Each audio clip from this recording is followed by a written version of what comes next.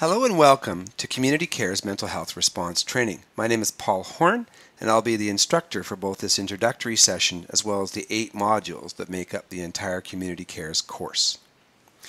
In this introductory session, we'll spend a few moments taking a look at the background of Community Cares and letting you know how to navigate through the program.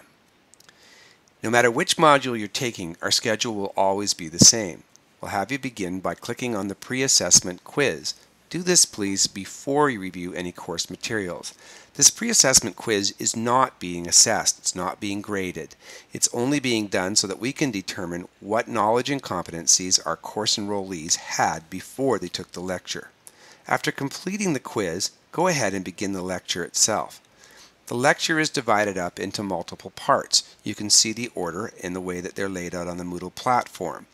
After each portion, you'll be asked to stop the movie and do a brief exercise. It could be writing on the online journal, having a discussion, doing some reading or role play, or any other variety of exercises.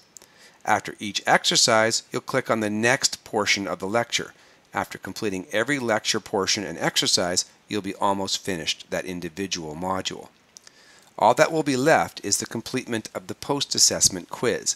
The post-assessment quiz asks you the exact same questions as were in the pre-assessment, and it will be graded as part of determining the certification at the end of the program. The post-assessment quiz also asks 2 more questions. One is designed to see what have you learned that's new, and the other is asking you to think about how your future practice may be affected by what you've learned. The post-assessment must be completed in order for certification to be granted to the student. In order to complete the program, you will need to do an online journal.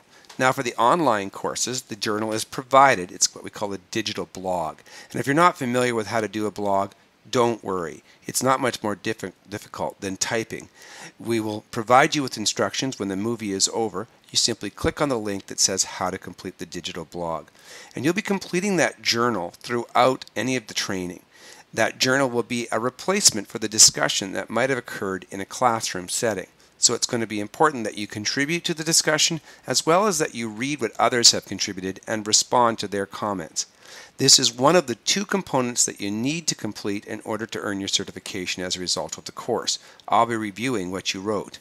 It's not important that what you write is factually accurate in the journal. It's all about your thoughts, your feelings, and your perceptions at the time you're being asked to write. Often the journal asks you to write entries before you've been taught so that we can see how your thoughts may be shaped by what you've learned. You will also need to have some way of keeping time, a watch or timer, because in order to keep the course on track, you'll be told to use the watch or timer for a specific amount of time, often for 5 minutes in order to complete a journal entry or to engage in a discussion. If we take longer than that, your course may take longer than 3 hours per module.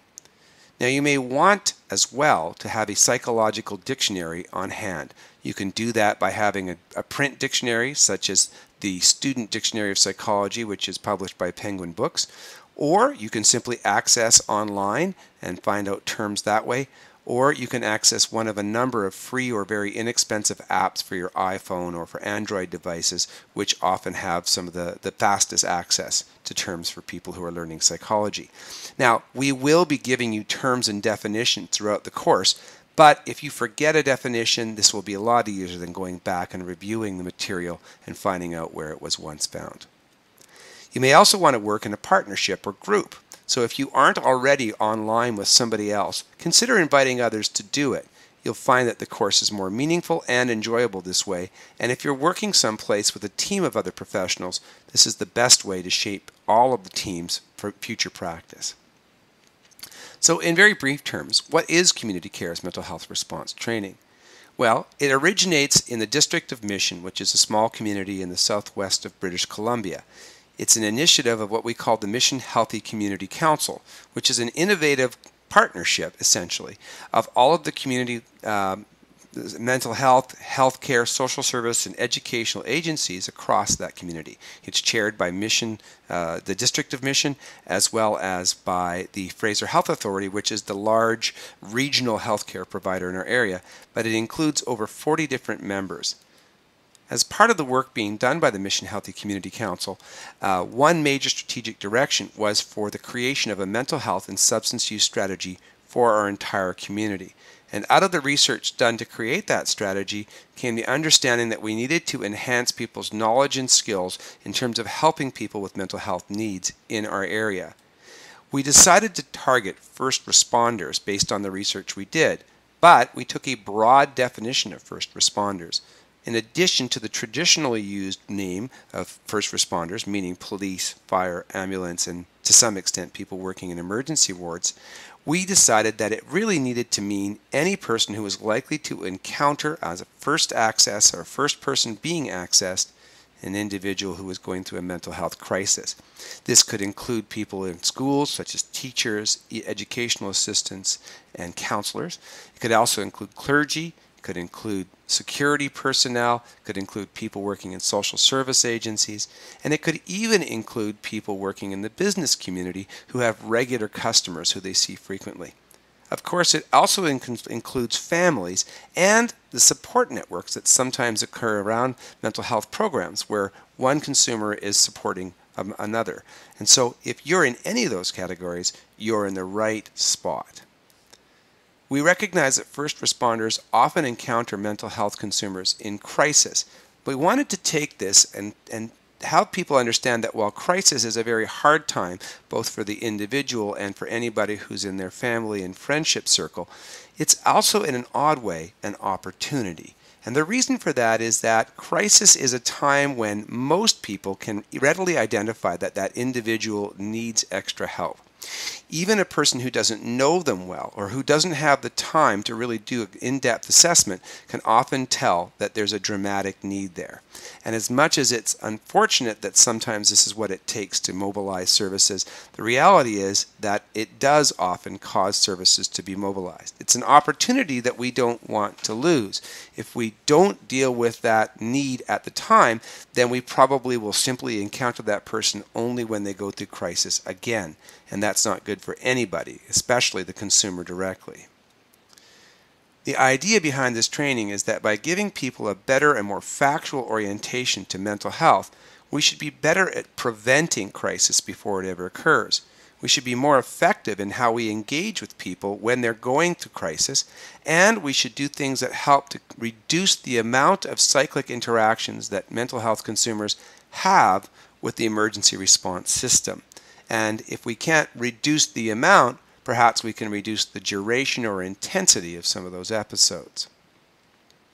Our aims are to improve your confidence and comfort in your interactions with people who have mental health needs, to help you identify behaviors and symptoms associated with common diagnoses so that you can tell the difference between, for example, a behavioral problem versus a person going through a mental health decompensation or crisis. We want to help you to improve your communication and assessment methods, especially when working within your own teams or when working with other community professionals. We're going to do that through case studies and role plays.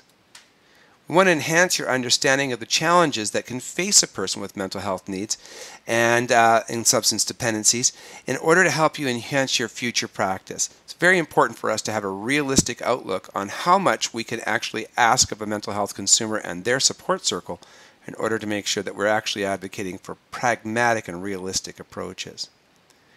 We want you to work together both during and after the training, hopefully developing connections with people from other agencies so that we can be better at preventing crises and or following up if a person has had a crisis so that we can reduce that number of crises, as we said, or at least the intensity, and stop having people go through the emergency response system as repeat consumers and instead give them more proactive and helpful services.